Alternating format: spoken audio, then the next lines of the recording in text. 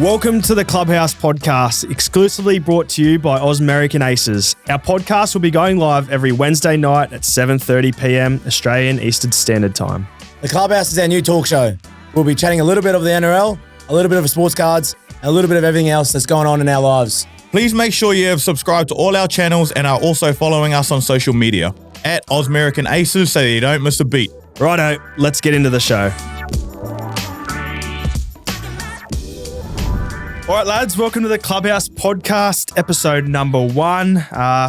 Sitting here in the freshly painted Abbotsford studio. I think we're the first ones in here. So very exciting, exclusively brought to you by Ausmerican Aces. And this will be out every Wednesday night, 7:30 for the next 8 weeks. So really excited. And obviously got my co-hosts here, Jahrome Hughes and Cameron Munster. So like I said, it's...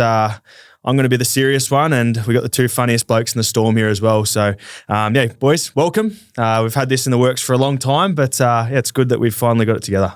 Yeah, mate, it's good to finally be here. Awesome studio we got here in Abbotsford, so it's good to be here. Not going to lie, a little bit nervous, but I'm really excited as well, mate. And like you said, we've been in the works for a while now. We're going to talk about a few things that we do. Obviously, do a few things together, play footy together as well. So. Get a bit of insight on, what we've been doing. So, now that I'm here, I'm actually really excited. Honestly, you two are made for this. I think your insights into things are pretty funny. They're different perspectives for sure. Like I said, I don't think you should be nervous. You're a natural. And Cameron Munster won his best kit in here today, fresh off the golf course. Thanks, boys. You excited, mate? Really good. And I'm really excited to obviously jump on the podcast, the Clubhouse, and beautiful Abbotsford here as well. So, just want to say thank you for having me on board, boys. And like you said, we spoke about this for a long time. And I know Hughesy obviously is a little bit comfortable, but a little bit nervous at the same time. But so am I. And really excited to bring some insights to not only fans, but other people that we love with our hobbies and obviously with 4 Point. And I'm sure you'll touch on that. But really excited to be on board of the Clubhouse. Yeah, I think that's the thing. It's a different insight, different perspective. Like you said, we've wanted to do this for a while now through 4 Point. We're lucky enough, Ausmerican Aces have pretty much give us a helping hand, and we're here now to talk about it. So I'm sure it'll be a lot more comfortable as we get through these topics. But just for those wondering, insight to the show, what we do, why we do it, why Ausmerican Aces. We obviously all love our American sports. We all support a certain team as well. And like we said, we have our sports card business on the side. So that's that side of things. We're going to review NRL games, preview NRL games from a player's voice, which obviously we're not going to be too controversial. We'll say that straight off the bat. It's not what we're about. But in saying that, we'll go into some detail and make sure it's entertaining for the listeners. And we'll also be doing breaking sport cards. We'll be doing that right at the end. So make sure you tune in to watch that. Discussing entertaining topics and discussions. Pop culture, what's hot, and plenty of banter, competitions, giveaways, and plenty more. So it's very exciting, but for those who are wondering what we're doing, that's what we're doing. And who better to do it with than Jahrome Hughes and Cameron Munster. So I reckon we start off with Money's kit. What do you mean? Obviously, a golf kit. He was late. I was late. First off, but we know why. He said he was somewhere important, but obviously he's been on the golf course. Let us, what's been happening today, brother? I went to play against Welshie at the Capital. He was talking a big game, and that's why they call me Money Munster, boys, because I fleeced him, boys. I fleeced him. You're welcome, Welshie. Unlucky, brother. How did you go? What was the score? What's both of your handicaps? Welshie's off 15 and I'm off 12.8, so... he kind of capitulated on the last hole where he pressed and you know what Welsh is like under pressure, boys. He goes to water and to crumble. Did he? His nickname's Paper Mache. So did he? I think the last few times we played with him, he hasn't pulled out his driver. So did that hurt him today, or did he actually pull it out? Unfortunately, as you know, boys playing at the Capital, it's a big course, so you need your driver on most holes, and he's using his 4-iron a fair few times, and it's pretty disrespectful, to be honest. It's embarrassing. He needs to get lessons, and let's just leave it at that. The 4-iron off a tee, that just screams cat. Yep. And fair call. We'll have to get him in to interrogate him about that because it's a lot of cash. But I'm actually quite happy that you got it off Welchie. Yeah, look, I'm sorry, boys, I was late, but at the end of the day, money comes first for me. And, just happy I got it. Thanks, boys. Hey, it's not good enough. Lads, before we start, we'll be doing this each week. We're getting someone to write in an icebreaker. So off the bat, we'll be getting someone from 4 Point Collectibles. We'll run a story.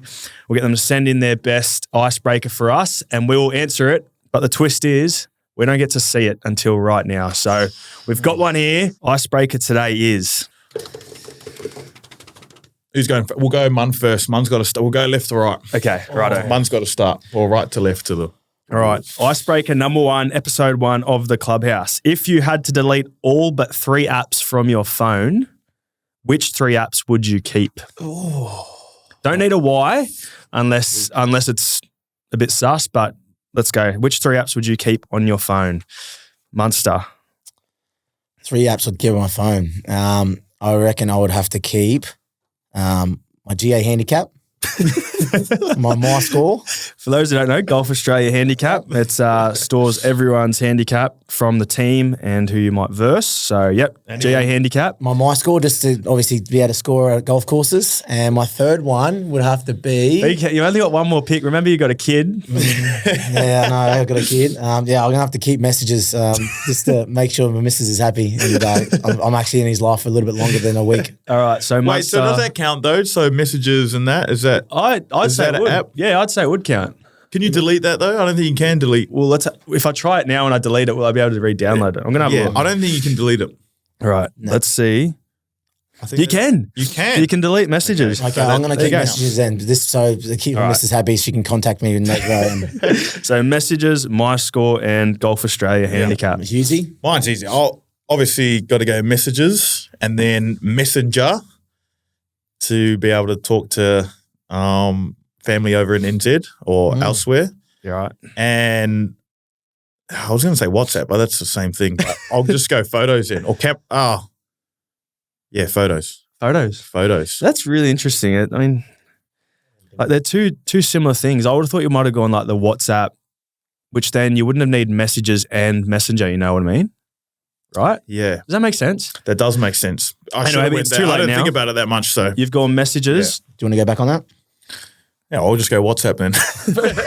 Yeah, but then you need to pick one more. So I go WhatsApp, photos. Yeah. Photos. And one more. What do I use a lot? Safari. I don't even use Safari, to be honest. No, I'll just go with my original. All right. I'll just go with my original. All right, boring. But anyway, my 3 apps I would keep are, I'd go WhatsApp for sure. I think a lot of my messages done off WhatsApp. I'm going to go the weather app. Just because it's quite handy to know, what's coming up. And my 3rd app would be to keep me entertained. I'm going to say Instagram. Yeah. Why Instagram? I can't. I don't need a why. I don't need a why, but I'll, just keep me entertained. Go through the reels. What do you watch though? What's your go-to reels? Like what comes up on your algorithm? Is that because you're single and you want to be able to talk to people? Yeah, well, it's another form of messaging, isn't it? It is. No, but if that's what you're using it for, then yes, it is. No, but in all seriousness, those would be my 3. I don't need to justify why, but No. Yeah, good icebreaker. Good start, Tommy. I like that one. Well done. Who sent that in? That's a good one. Mr. Tommy Sheridan, Ausmerican Aces himself. I put the pressure on early. I said, look, we'll be having an icebreaker. Hit us with one. First. But like we said, if you want to be the next icebreaker questionnaire asker, I guess that's how you say it, hop on a 4 Point Collectibles or Ausmerican Aces. We'll have a sticker up there and you can put in your icebreaker for next week. So well done, lads. First segment done. Next one, what's been happening around in your lives lately?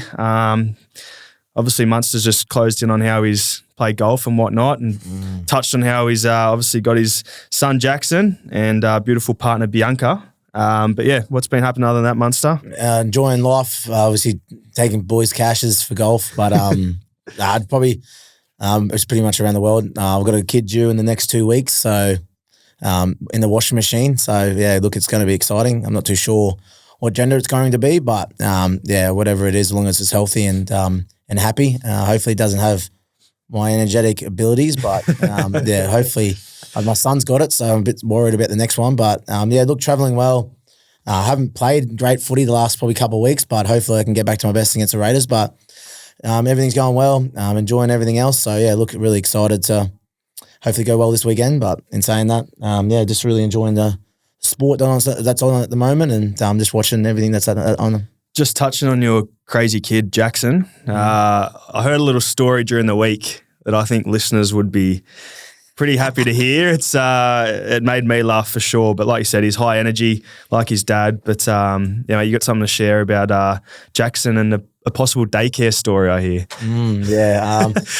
At home, he's pretty handsy. So we obviously dropped him off, and I went to go pick him up about a week ago, and one of the daycare ladies is like, oh, your son. And I said, oh, what's he done? And she's like, oh, he's very rough. And I said, oh, what do you mean by rough? And she goes, oh, he keeps hitting the kids in the face. And I went, oh, does he now? And she goes, yeah. And I said, as long as they hit him back. And they say, yeah, he does, but he laughs at them. And I was like, oh, right, okay. So, we got a bit of discipline to start doing to our kid, because unfortunately I can't afford to have him at home more times than he's at school, because you look at me, I'm not the road scholar anyway by any means, so I need him to be in school as much as possible. So we're going to have a bit of a chat to him once I get home tonight. It's so funny because it's like, I don't know about you, Rome, but like when I was at daycare, I was doing similar things. It's like only now that you find it funny, but at the time, cop the spray from mum and dad. But I can imagine. It's definitely interesting. What about you, Rome? I've actually seen you at a few Matilda's games lately, so bit of backstory behind that. What's been happening, and just quietly, how good has that been on the telly and just seeing everyone react to that? It's been amazing, I think, for women's sport in Australia. But I'll let you touch on that more. Seen you at a few games, so how's all that been? The FIFA World Cup's been crazy. Like the atmosphere around it, the chat about it,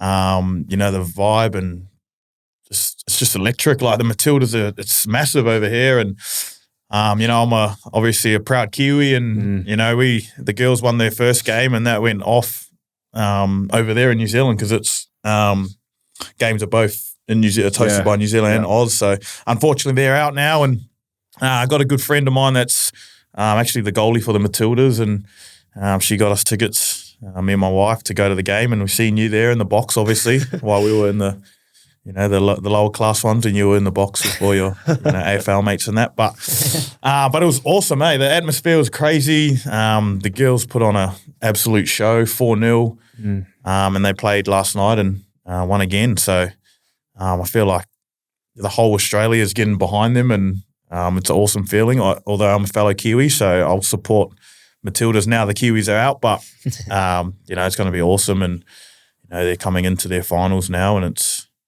just massive. The views and the streams on, obviously, the TV were more than the State of Origin last night. So that just shows how much people are behind Australia. So you look really excited for them, and hopefully they can go deep into the finals and then hold the trophy.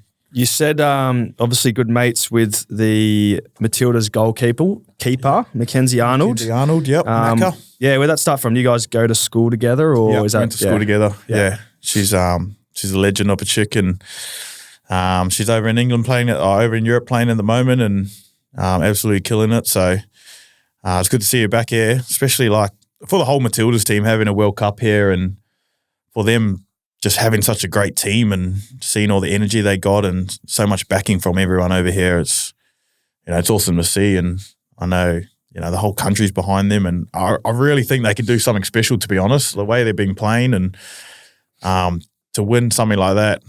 For the Matildas in their home country, it'd be massive for not just sport, but women's sport as well. So I think the other night going to Amy Park, walking to Amy Park, seeing how many people were there, it was like, I'd nearly say it's probably the biggest event that's ever been held at Amy Park in terms of the context of it, for not just sport, but I think sport in Australia and I think world sport in general. To see a nation get around a team like that, it was pretty amazing. So like you said, there was 75,000 in Sydney last night to watch them. Yeah. Like I said, they put on a show. They're a very talented team. There's some ladies in that side that have been there for a long time, and I think they'd be proud to see the rewards that they're benefiting from now. So, like I said, it's amazing what they're doing, but your mates with one of them, so you'd know how.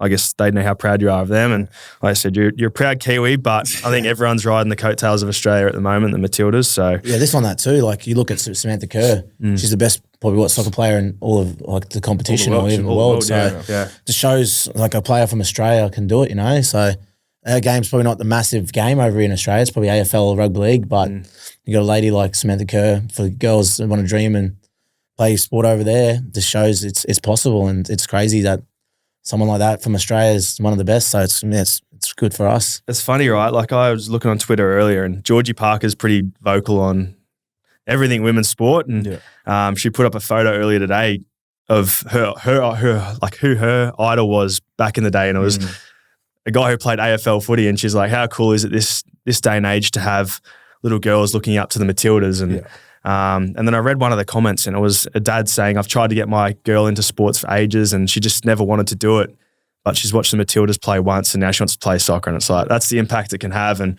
I think the way they hold themselves is pretty amazing. And there's not much more we can say about it. Just hopefully they keep going on with it and do well. But big raps to them, and big raps for I guess Football Australia for the way they've sort of handled it all. Yeah, shout out to Matildas and Mackenzie Arnold. Now, Rome Dog. Yo. We speak about Munster having a son and another one on the way. You're a recent dog parent, I'm led to believe. So, Honey Hughes. Yep. What a name. Tell us about Honey. When you got her, how old is she? Yeah. And let us know a little bit about it, because I know dog parenting is tough. Not as tough as obviously a child, but it seems like you got your hands pretty full at the moment. Yeah, mate. It's it's good. It's tough. I'll tell you, it's tough. So we got Honey at the beginning of the year. I think it was in pre-season, and I think it was just after Geelong camp, to be honest, after our camp in Geelong. And me and Mo was always wanted a dog. Well, she's always wanted a dog, and obviously moving down here away from her family, I thought it'd be a good idea to get her one, so she's got someone at home while I'm at training or away on the weekend. So we bought Honey from a place, a breeder down in Geelong, and so after Geelong, come back, and then I think we went out that night actually, and then I had to be up early to go back to Geelong and drive to pick Honey up. But yeah, she's been awesome. But to be honest, like, it's tough. Like, a puppy is real tough. I don't know what it's like to have a kid yet, but a puppy is tough. And to be honest, I don't do anything. Like, Mol's the goat at the moment. She does all of it. Like, Honey wakes up in the middle of the night, and I'm the. Obviously, you boys know I love my sleep, so I don't even get up. I don't even budge. Like, Honey's clawing at me and trying to wake me up to go to the toilet. I'm just turning around, and then Mole gets up, and then even like waking up early in the morning to feed her. And I've done that, I reckon, twice over the 8 months. So she's 8 months now, and she's a border collie. Yeah, border collie, which is probably the most fit dogs you can get. They just got so much energy, and obviously we don't have a big house, so we don't have a backyard, so we got to take her down to the park twice a day. And it just shows you need a lot of patience with puppies. Like, well, Munster, you got two of your own as well, don't you? Like, you went the two dogs before the kid. Now you got another kid on the way. You're gonna have four. You're gonna have two dogs, two kids on the run. I mean, like I said, we think our life's tough, but you got a lot more on your hands coming up. So, like you said, Honey Hughes might feature in the podcast sometime soon. Yeah, might get her. A bit of training that never goes too far, but she's quite cute. Like Hughes said, high energy. But I'm sure Mole's doing a good job keeping you in check, as well as Honey. You also just missed this week with a little niggle. Just let us know how that's going. We'll be back this week, and was it the fact you just didn't want to travel on the plane? So I picked up a bit of a ankle injury last week, and sort of didn't train all week until captain's run, and try to run and do a bit of stuff there, but just didn't come right in time. And physios just thought it would be a bit smarter now that we got a longer turnaround after that game, just to probably save it. Coming into finals now, so you don't really want to be. Well, not finals yet, got 4 more weeks, but coming into the pointy end of the season, you don't really want to have any, I guess, niggling injuries around, especially around this time. So they thought it'd be smarter, and the coaches would be smarter just to rest it and, hopefully play this week. So still haven't run yet, done a bit of drilling, but it feels much better than it did last week. So just took a bit of time. So hopefully I'll be out there back at Amy Park, so against the Raiders on Sunday. What's the process through all of that? Like, do just for the listeners, like, are you sore all week and you do a test the day before the game? Like, how's it all work and whose call is it at the end of the day? Last week, for example, just every day, obviously, that we train, or even on off day, we come see the physios and we see them first thing in the morning, and they go through a few tests and got to do a few things. And if you don't feel right, they obviously know why, or the dangers if you try train on something that doesn't feel right. So I've done that the whole week of training, didn't feel good until captain's run, went out onto the track with the boys, done a few run-throughs and just still didn't feel right. And our physio said, could sort of tell the way I was running, it wasn't right. And he said, if I run like that in the game, there's dangers or fears of, popping my calf or something else that make it worse. So ultimately it's probably their decision, to be honest, or, you speak between me and the physios and we talk about it and, the cons and pros of playing or not playing. So it's different instances for different players and different injuries, I guess. So, that's the way it works. It's funny too, like, your body now, where if this is one of your first NRL games, you're probably chomping at the bit to do it, and 100%. You know what I mean? You probably do injure yourself. So, like I said, you're getting wiser with old age now. And I'm an old man now, mate. I'm an old man, so I'm one injury away from being out for a while. So the old body just can't hold up. So, but you know your body too. Like if you've been in the game for a long time, and if you feel right, or if you can play, if you can't play. So I'm more on the conservative side now in my career. Yeah, fingers crossed back this week, and hopefully all good for the rest of the season. Munster, how's your body? You said you had a bit of a form, something that's pretty hard on yourself. But hopefully you're all fit. Talk us through your little niggles or anything that's going on at the moment. I think I got some stitches in my knee, 6 to 7 stitches, and obviously kept trying to bandage it up for the last couple of weeks, and then it finally healed, and played against the Panthers on the weekend and opened up again. So I got another 3 or 4 stitches in there. So it's just a bit of an injury in the moment in my knee, where it's a bit of hitting the ground a fair bit. It opens up, so just trying to find ways of trying to heal that a lot quicker before finals. I don't want to keep opening up and get infected. So I got that infected a couple of years ago, and had to go into plastic surgery and getting put under to clean it out because there was still dirt in it. So other than that, I've got a little bit of a fracture in my rib, still ongoing, but just trying to get it right for before finals. But it's not really hindering too much, but be nice to be injury free. But we all know blokes carry niggles going through the season, so it is what it is. Probably just need a bit of cement, to be honest, perhaps just to toughen up a bit. But is that knee from Origin? Did you cut that open in Origin? Yeah, cut that game. Yeah, last game. Yeah, and hence the strapping you're wearing at the moment that covers your whole left leg, isn't it? It's like a leg sleeve. Yeah, it's like a little leg sleeve. People probably thought I did my medial or something, to be honest. But I think it's just a little bit of grade 3 carry on. I don't think I really need that much, but it's making the head feel a little bit better when I go out there and mentally know that it's strapped up, that I won't open it up again. But knowing me, I just thought, you know what, scabbed up. I don't really need anything on top of it against Penrith, and popped it again. So could you see yourself wearing one of those NBA leg sleeve guards with the bubble knee pad on top of it? Half goes down here. I was more thinking of, those old guys that just come out of retirement to play the like reserve game. The blue with the black electric tape around both sides, Bro, my dad used to wear that, man. Did he? Limping around. Wait, we wanted to hit up a sponsor. Munster is looking for, I think they're called torpedoes, aren't they? Are they called torpedoes? The blue torpedoes. I know exactly what you're talking about. I need to invest in one of them, I think. But no, look, other than that, feeling good. I'm excited for Sunday and ready to rip in. Massive news on the weekend. Massive. Papi's return. I've never seen something so big. Honestly, it was everywhere. Was it Buddy Franklin, like you reckon? When he kicked his 1,000 goals? There's a photo of Paps after the game, and it's got kids everywhere. But Papi, let us know, how did that go? Your first game, and how long was that? Yeah, it's coming up to 13 months. So, like you said, honestly, it was the weirdest. I felt pretty good all week leading up to it. I felt pretty chill and sort of felt like a normal game. But once game day hit, it was like, you know what it felt like? It felt like grand final.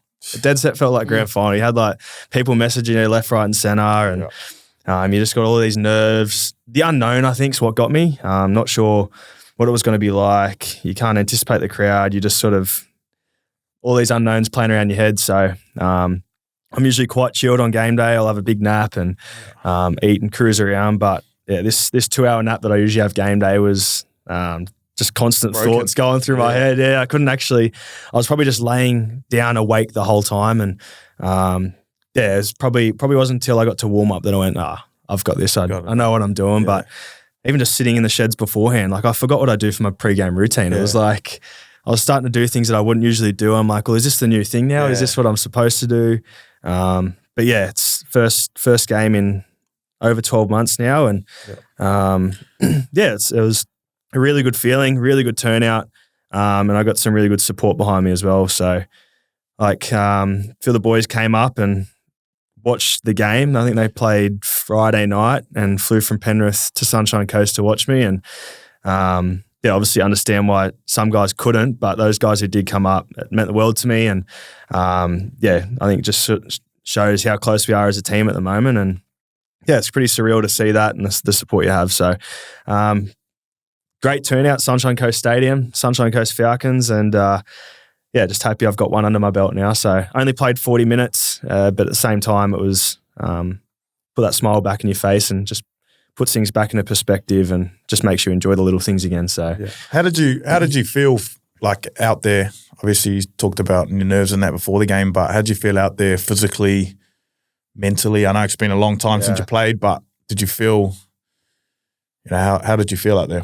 I felt it's weird. I actually felt really confident. I think that's probably because of how long it's been and how long it's taken. I know I've been pretty patient with it, and I've done a lot of work. So I knew before the game I'd done the work, but it wasn't until in the game I went, I actually feel really confident and really capable to do things. It actually wasn't too different. I felt like I've had 12 months to develop mentally my game and physically watching you guys play. There's lessons I can learn from that as well. So obviously wasn't the prettiest game, but yeah, like I said, I was happy to get through 40 minutes and did some good things and happy I felt comfortable again. I think that was the main thing. There was no apprehension. It was just like, let's go enjoy it. And that was the goal before the game, was just let's have fun. Obviously, you do your video and do your due diligence, but at the same time, I was like, I'm just going to have fun, and anything that comes with it, I'll take it. So, now it's just about trying to get a few more games under my belt. I think the plan this week's to play 80 minutes. 80-minute Papi. 80 minutes, yeah. So first time I played 80 minutes in a long time, and I think that's against North's Devils up in Brisbane. So get through that, all good, and then we'll assess again next week. But it's funny at the moment because it's like Means is playing really good footy, and I don't want to upset anything. So it's like I'm happy doing what I'm doing and building confidence up, and wherever I can help, I'm happy to jump in and play my role. So I know you kicked off first. So yeah. Was that you going, I'm mentally in, or were you a bit nervous on your first carry? Obviously, you had a really good couple of touches there, put the centre away for a try. Like when you went out there, a couple of little things. Like what were you thinking? I need to get my hands on the ball first straight away, or you knew straight away you were going to be fine when you were out there? Yeah, well, that was like the goal was to get my hands on the ball as soon as I could, and I guess kicking off helps, like just get you into the game. But I dead set reckon we didn't touch the footy for the first 7 minutes of the game. I think your first action, apart from the kick, was a tackle. Yeah, is that right? Yeah, you were in the line and made a tackle, which is quite fitting. My last ever action before I got injured was a tackle, and my first ever action was a tackle. So it was sort of that feeling like, I can do this. It was like I said, there was no apprehension. It was more like, you know what, there's an opportunity there to tackle. I'm going to go do it just to get that out of my head. Yeah. So that's probably the truth. I think my first involvement was a tackle, and I got fed just quietly. I went to tackle him, and he pretty much tackled me. But it probably wasn't until the 7th or 8th minute mark that I actually got to touch the footy, and it's a really good feeling. Like I made an error early on, but at the same time, after that, I knew that I was quite comfortable again and I could get through it. So, the goal was to get an early touch, but I think we defended for the first 7 minutes, so it ended up being a tackle. On that too, I tried to obviously jump into a Q Plus account, and can confirm that it would not start because it was blowing up the internet. Shut it down. This shows how much people wanted you, not only from the Storm, but people around the game wanted you to succeed and come back to the old Papi that we all loved and loved watching play. So it's awesome for you. But also I'm hearing rumours that you are asking for money on the gate too. You're asking for a percentage. So can we confirm or deny that? Did you get that percentage? Nah, I wish I did. There was a lot of people there. No, it was their old boys' day. There was a few games beforehand, so I'm sure that added to the crowd. But yeah, like mine said, like it's honestly to feel that support was amazing. Like it actually felt like a grand final. Generally felt like everyone wanted me back playing, and to have that support just makes you confident to come back and put smiles on faces. And yeah, it was one of those feelings where you just everyone's got your back, and it's quite humbling, honestly. Like to sit there and sit in the sheds, and when you walked out to warm up, and kids wanting high fives and whatnot, and hearing them scream your name again, it's quite an amazing feeling. So happy I went through it. Like I said, I'm not where I want to be yet, but it's a massive milestone. So, congrats, bro. You put in a lot of. We've seen, all the hard work you put in over the year and a bit. So it was good to see you back out there. All your hard work showed by coming back so well. And I know a lot of fans and not just Storm fans, but NRL fans, they're glad to see you back. So it's good to get you back. And if we can get a pop-up of the photo of him with the kids and there's a photo of Superman and all these people like grabbing at him like he was Superman, that's exactly how that photo was. So let's get that popped up. I know you're a massive goal setter. Cool one. And how many games would you like to play in Q Cup before you're back to being confident playing the NRL? And also too, I might play a little bit of fantasy soon, so just want to know when you're back so I can play at fullback. Do we want to give this away though? Thank you. We want to let people know when Paps is going to be back. No, but I know you're a goal setter and I know you love goals, so I reckon you've got goals in your phone or at home or notes that you really want to get back in the NRL. So roughly when you feel very confident, or like I know you want to be back now, but mentally, how many games do you think you should need under your belt before you come back? Yeah, I don't think it's mentally. I think I'm quite sweet. After the game on the weekend, it made me feel like I'm good to go. Yep. I think it's more now from a fitness perspective and timing perspective to get back and work on combinations, which I'm sure we'll be doing over the next few weeks. But even with the guys up in the Falcons, just working on combinations and getting those reps in and just getting used to, I guess, a bit of gameplay again. So I'm not sure how long it'll be. Goals before finals. I'd like to say get a game in before the finals in the NRL, and that's all up to your dad, Craig Bellamy. So we'll see how that goes. Ask him at dinner tonight, bro. Yeah, I don't know, but it's good. Like I said, it was crazy scenes on the weekend. It's something I'm forever grateful for, and I'll never forget it. So, touching on Queensland Cup, boys, just want to throw this one to you. Who did you guys play for? How many games did you play? And do you know your feeder club number? I'm 224. I found that out on the weekend. I didn't know that before. So Sunshine Coast Falcons player number 224 is mine. You won't be too far behind, I don't reckon. But it would have been before you, eh? Yeah. So I debuted. I was 17. I played in 17. Queensland Cup 2018. Oh, yeah, sweet. Round one. So right. Well, I've had a few teams in the Q Cup. So I played for Tweedhead Seagulls, played a couple games there. I think it was 4 or 5. Townsville Blackhawks, spent 2 years up there. That was actually really good. Made a grand final. Lost to Ipswich Jets, unfortunately. And then Sunny Coast. I played a few games there, made a grand final there and lost to the Hunters. So if I had to guess my number though, I know it was Old Boys on the weekend. If you're 224. When you're saying you were 2017 first game. I was a year before you. I think I was round 1 too. So I would have been 224. Yeah. I reckon I'm 216. Yeah, right. We'll have to get a fact check. That's like 8 players before you. Nah, probably more because Cheese and that come that year too. So it'd be all them as well. I'm going to 208 then. 208. Right. Munster, you played a few teams as well, didn't you? You were Central Queensland Capras. I played 18, 19 games there. And then East Tigers. I'm hitting around 46, 47 games at the moment, all up. East? All up. So I'd have to say maybe 30, maybe 28, 29 then. If that's, remember your player number? You know what funny as? I was in Origin camp and I had someone from East Tigers come up and do a video with me and told me my number. And he's forgotten. I forgot my number. I don't know my Capra's number at all.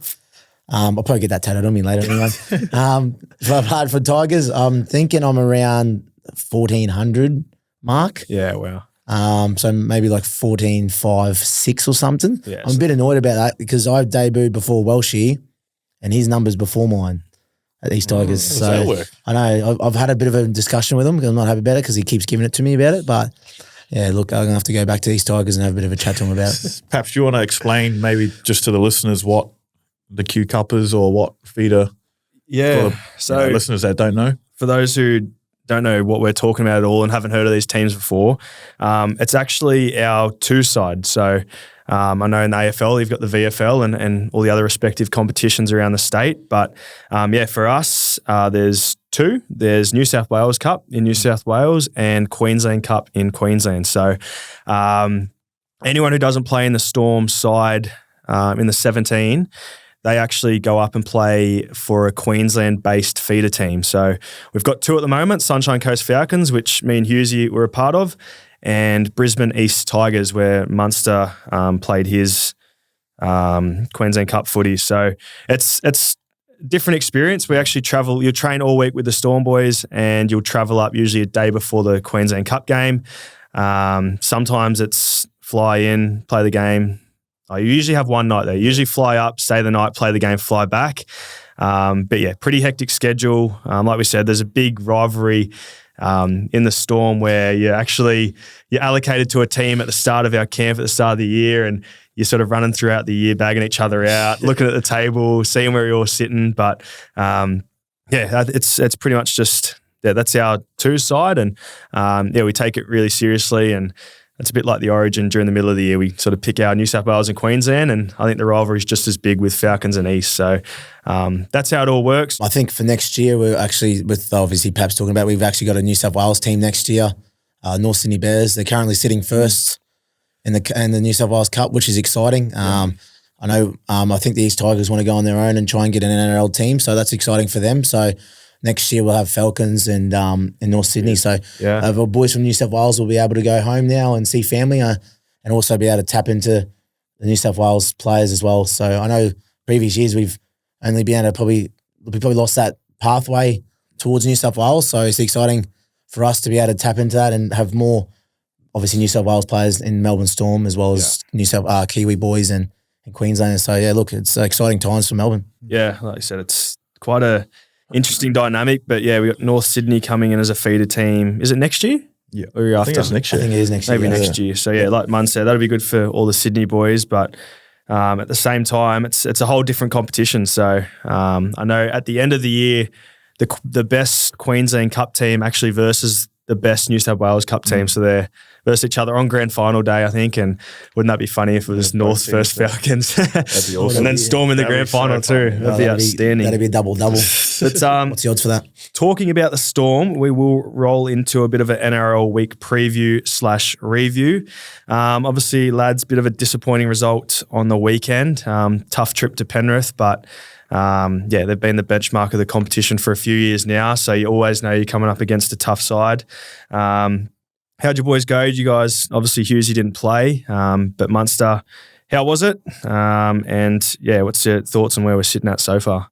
Oh, look, it was a pretty disappointing result for us. I don't think the scoreline really reflected the way we played. Not taking away from anything, Penrith, they're a great quality side, and they give you nothing. You got to earn it and work hard for it, and that's one of the reasons why they're the best team in the competition, not only this year, but last 2 years, So they've got a great system, great, obviously, forward pack, outside backs, and obviously Nathan Cleary doing what he does best, playing footy.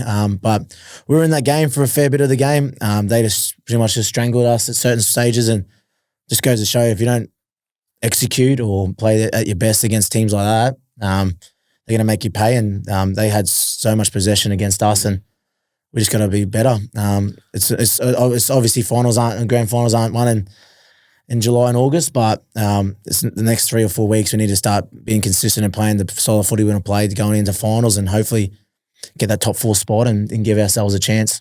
How was the crowd? Like, it looked quite hostile watching on TV. It's I got a few friends back home that are Penrith fans, and they always rave about how good the crowd is. Is it a tough place to go? How loud is it? And Sydney's West, so you're going to be up for a tough test. Same with Parramatta, but how was that? Was it everything you thought?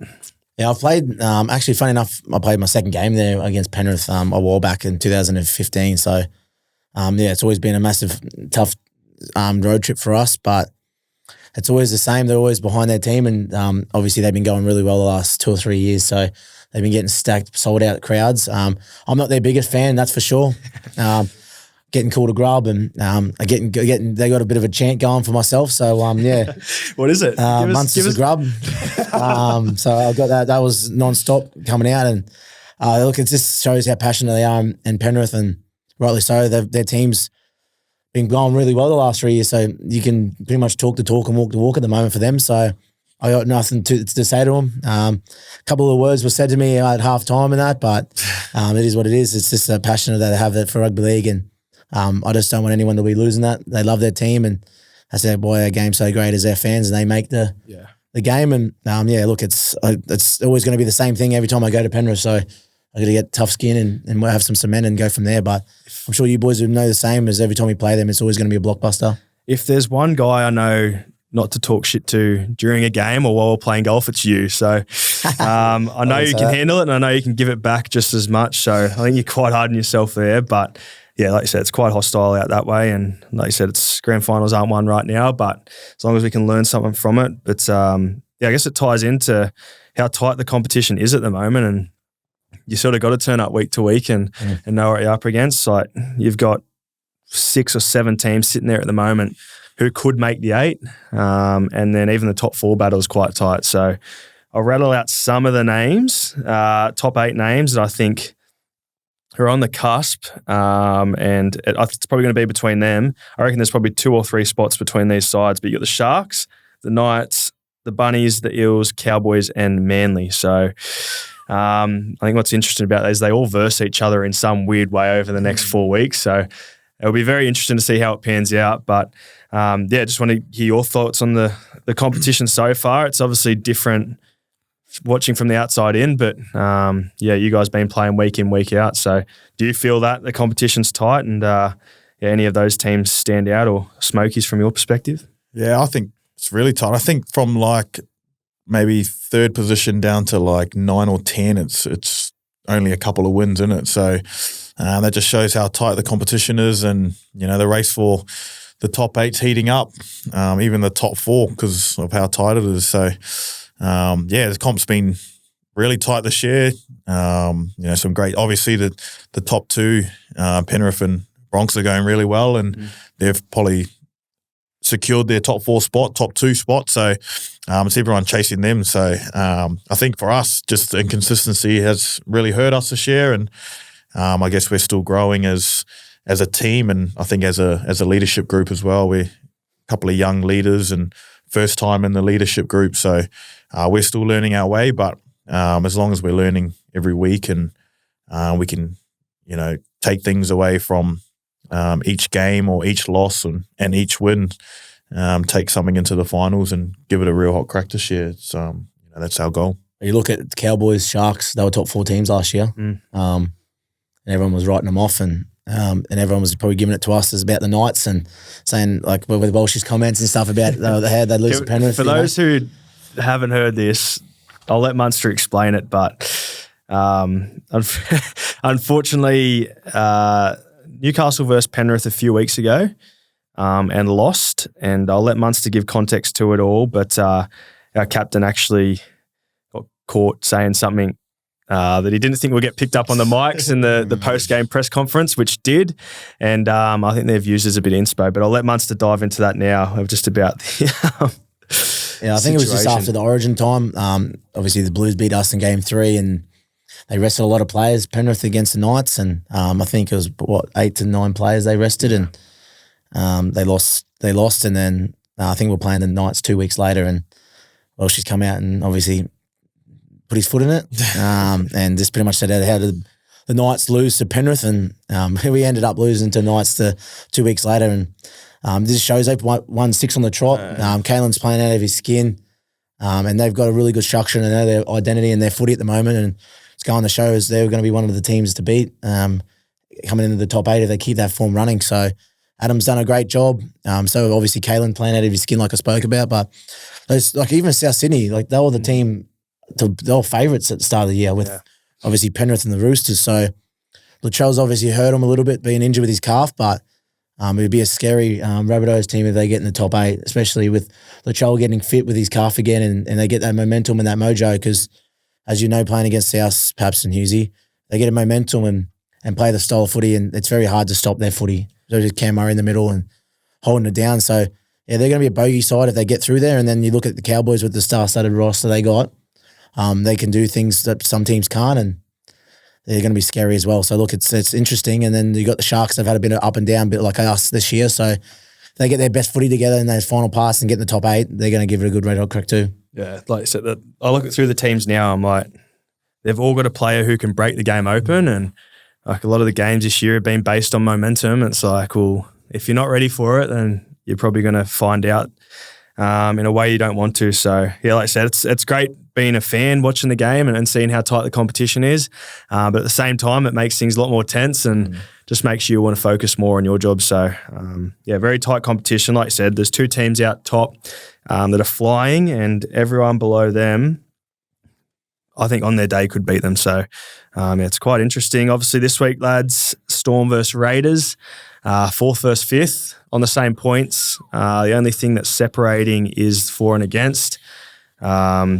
And like Hughesy said at the start, back at Amy Park. So that's exciting. How are you guys feeling for this week?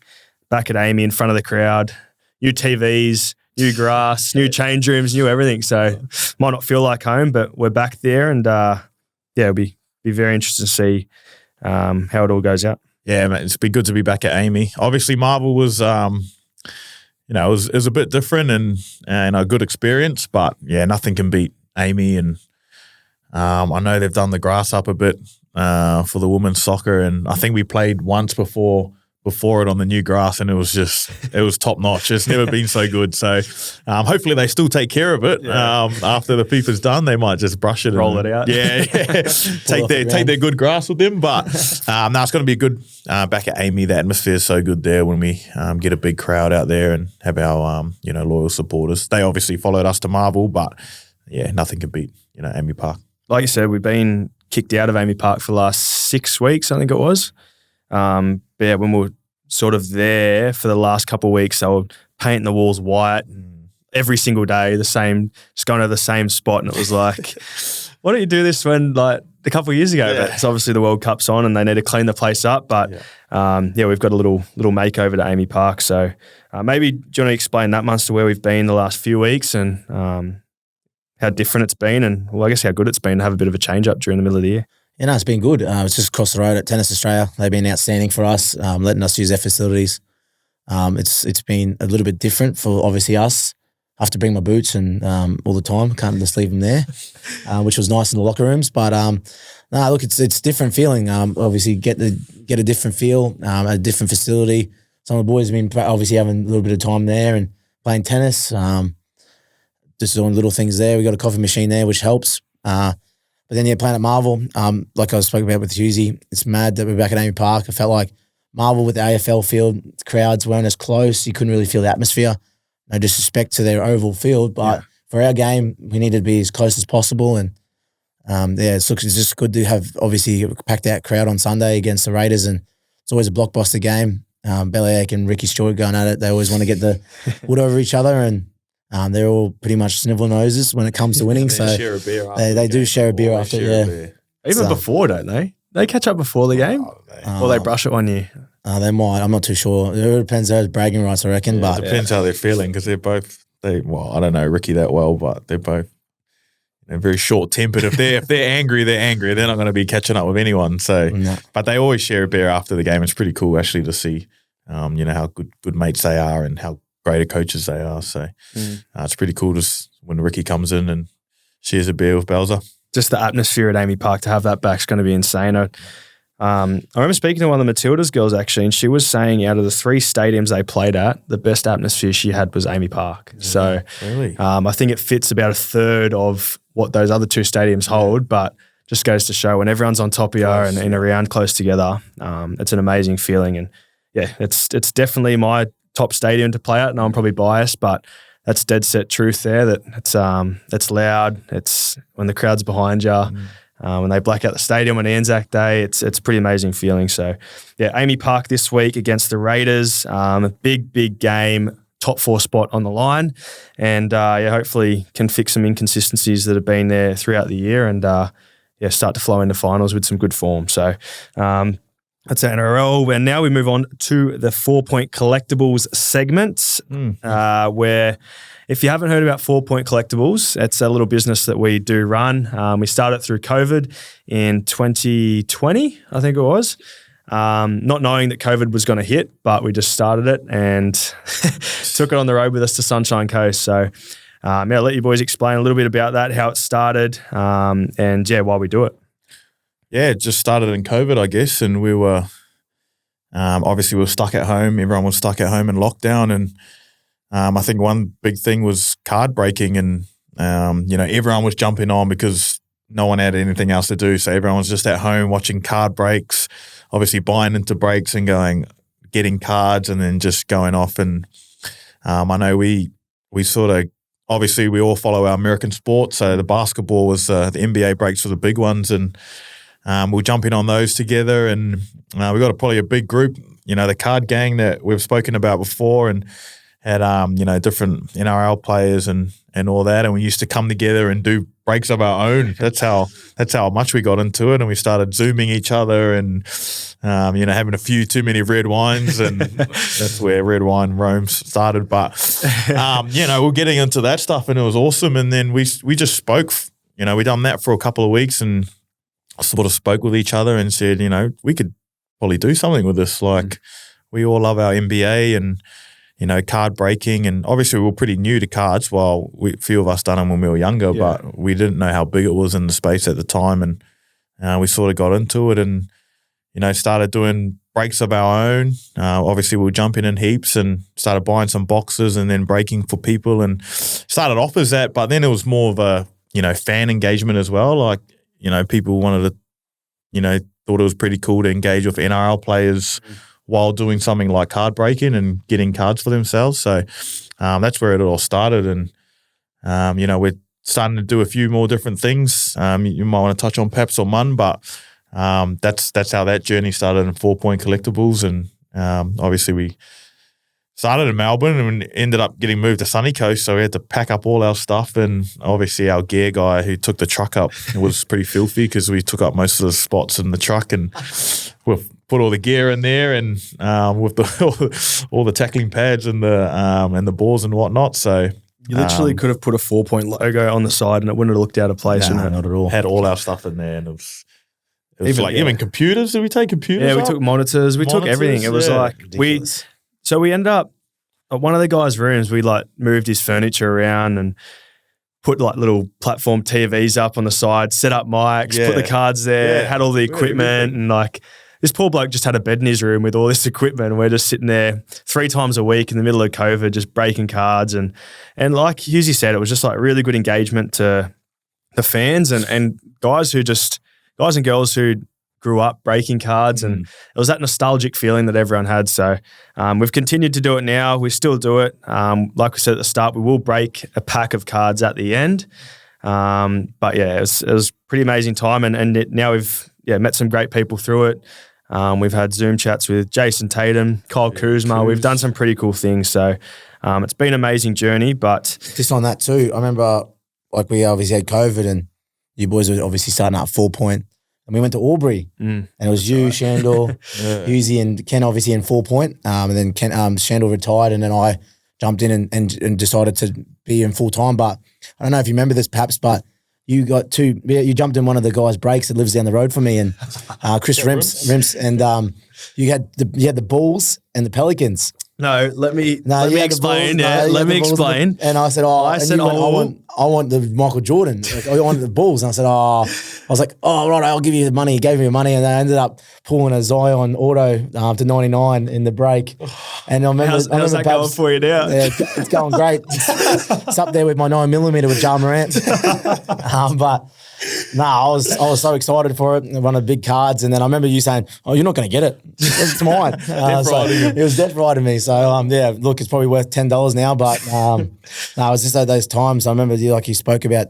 I think all the boys were in different rooms, and we just kept going down to yours or Paps's room, and Hughesy, and as well as Shandor's, and just watching breaks and getting excited. And I reckon I did half of my allowance buying boxes off of you that year. So I remember you pulled a Jahrome too, NT for my national treasures. That's right, yeah. Kenny went halves in. Which is about a $10,000-$15,000 box that we bought, and we just went, you know what, we'll split up in 30 spots, and you and Kenny bought a few spots in that, and I think it was a kid from Newcastle who went halves with a mate as well. Yep.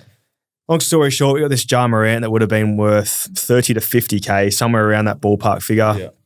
And he drove up from Newcastle to the Sunshine Coast that night to pick it up, and it was like, that's how crazy it was. And like I said, it's Jahrome. It's probably not worth that much now, but he sold it off to someone in America for, I think it was 50K. And here we are, just this little humble card business. And it's like looking back at those sort of stories, it's like, I think that's why we've continued to do it. We've seen how much joy people get out of it, and the experiences we've had from it. So just on that, lads, I've got a few quick fire questions. Munster, I'll start with you. Best sports card you have, worst sports card you have, and rookie you're holding. Best card I've got at this current stage is Steph Curry sneaker. Mm-hmm. It's his first one that he ever had out of 49 in the Noir break. I love my sneakers autos, so he was the last card I needed, and lucky enough that a guy I know gave it to me half price. Yep. But probably roughly worth about 30 to 40K at the moment. So that's probably my best card. I got to hide that. So where's that one sitting? It's sitting in my safe in Jackson's room. It's in a gold palladium case. Worst card. Goran Dragic jumbo material. I forgot about that. I reckon that's the worst one. Yeah. Maybe with my Tyler Hero that I chopped up thinking he wasn't going to be that good. So that's how good I was going and how much I knew about cards at that stage. Could you just go back to... I won't go back to the Goran patch because it's... I don't know if we can talk about this podcast without getting kicked off air. But Tyler Hero, can you talk us through why you cut the card up and how much you regret doing that now? Massively. I think it was in a break, and I think it was auto. Was it an auto? Nah, it was just Court Kings. It was Court Kings. Court Kings. Yeah. I think it was a decent card. Yeah. I was like, and I wasn't the. You were chasing Zion and chasing someone else, but you got him, and you were just filthy. I was filthy. I was probably done your ass too. You probably bought heaps of packs already or boxes. I was probably in the red, but I remember just going, I need a Zion or a Jar to become even, and I opened it up, and it ended up being a good card of Tyler Hero, and he's obviously a gun now, but I was like, no, don't want this, and just cut it up, and probably worth like a couple $100. So yeah, I wasn't happy after I found out he was a gun. Yeah, we were all sort of just like, we're a bit in shock. We were just like, what the fuck did he just do?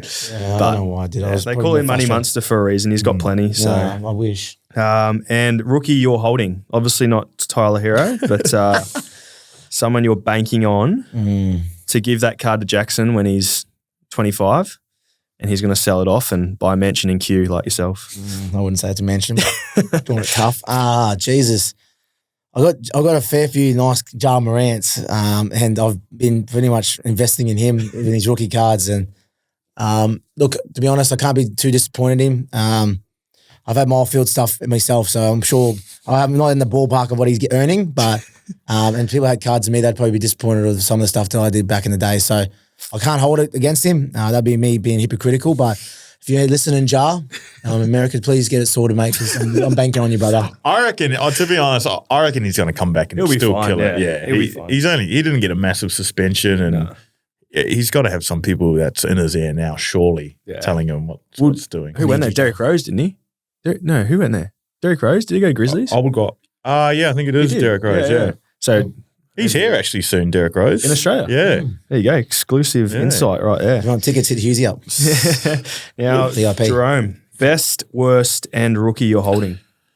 Well, my best sport, there's nowhere near Mun's sneakers bloody collection, but I'm going to go the same answer to two of the questions. probably I got a Rui RPA, and he's my rookie that I'm banking on. What's an RPA? Just quickly. It just stands for rookie patch auto. Yeah. So it's got a patch of their jersey or whatever, and their auto as well. So I got couple of those actually, Rui, and he's also my rookie that I'm holding to hope he goes well. And that's the thing with me, like, you know, I'm too much heart, fantasy and all that. Because he was at the Wizards, you know, my favorite team. Like, yeah, he's going to be the man. Even like my AFL tipping, I'm always tipping my teams and your teams. I got Plural. 2 teams. Yeah, I got 2 teams. That's normal. No, that's controversial. That's normal. I don't think that's normal in any That's world. normal. But the Storm workplace, and I'm trying to eradicate it, but it's just got no traction. So Yeah, well, enough of that. But I'll go my worst sports. What is this purchase? But card. It's not a bad card.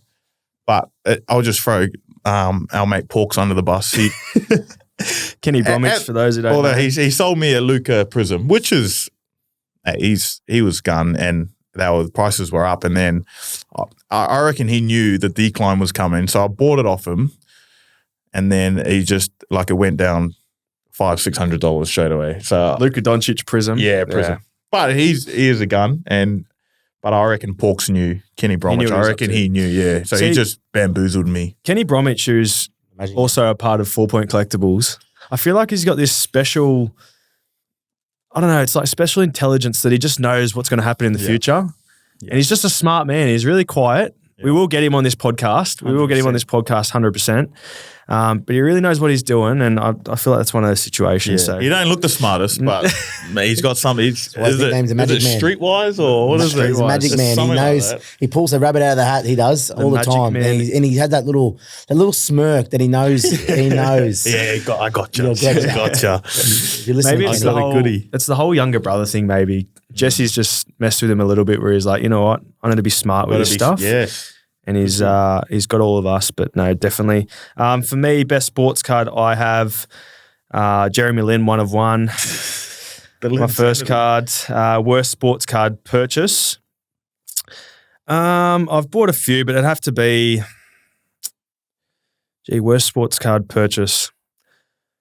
I think right now it's probably something to do with Ja Morant, and I reckon he'll be fine. But in the situation we're in right now, it would be a Ja Morant card. And rookie that I'm holding, like I said, I do it with my heart. I'm a big Markel Fultz guy, so he was a rookie a long time ago. But it's good to see him go through what he's been through and actually still play some good basketball. So Markel Fultz, if you're watching, very proud, mate.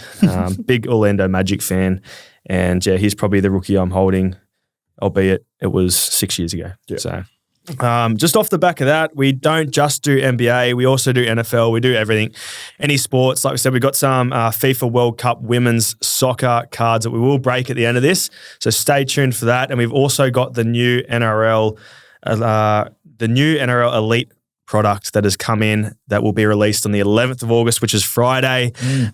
We will break a few packs of that, I think, as well, just to see what's in it. But I actually had the privilege to be the signature in that product this year. So I was about to say that. I've seen that. Done some really cool stuff. How that process works is they come into training one day and just tell you you're signing for the product. You don't have any heads up before that. But you come in, you sign it. You probably sign about 400 or 500 of them. And how many is out there? I reckon there's ones numbered to 20. Yep. So there's only 20 of them in a certain color. Yep. Then there's ones to 49, I think. And then I think there's 99. So they're all based on different colors, but I think that's how it works. So that's it. That would be about what, 170 all up. Yeah, something like that. It might be more. Are you a redemption?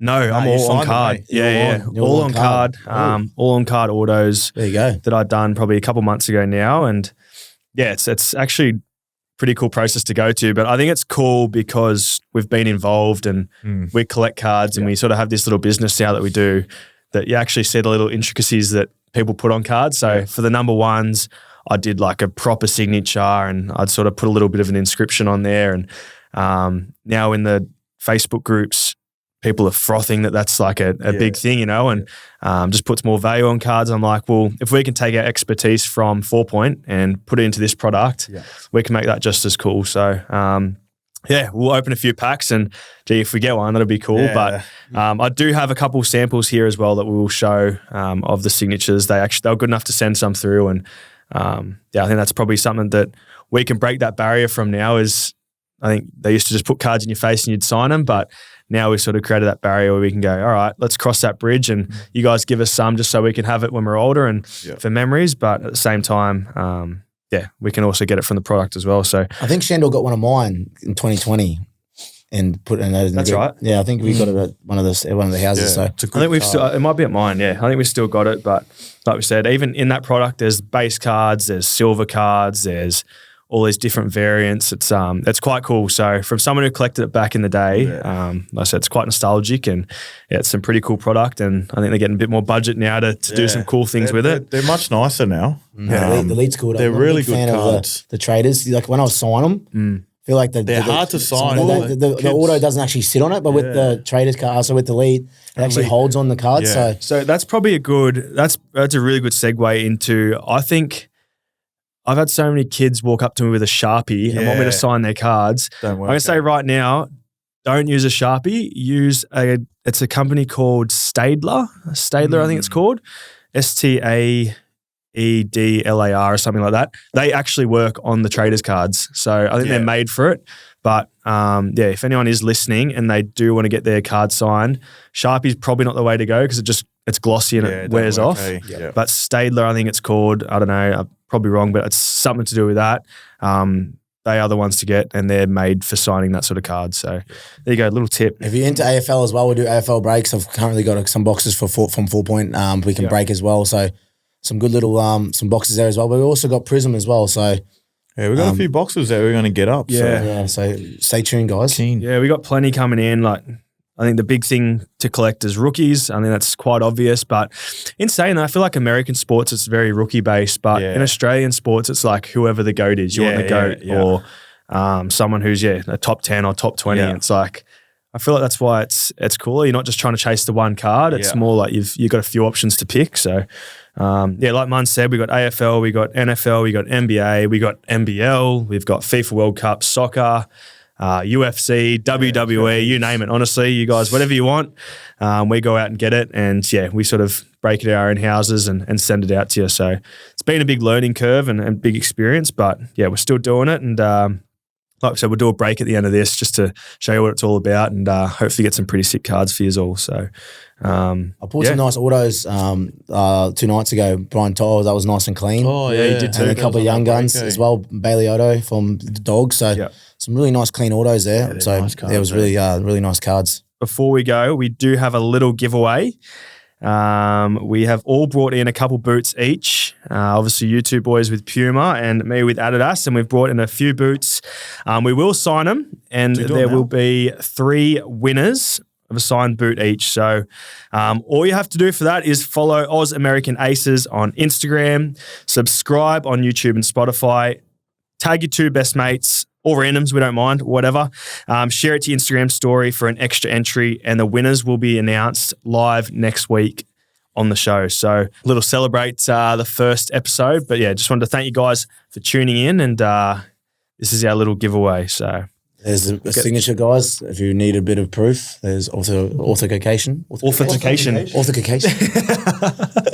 what I mean by my son not going to school enough, so I need him to go. Just like his dad, Hughesy. And nice little storm number on it as well. We love that. All right. One up you. You one up me.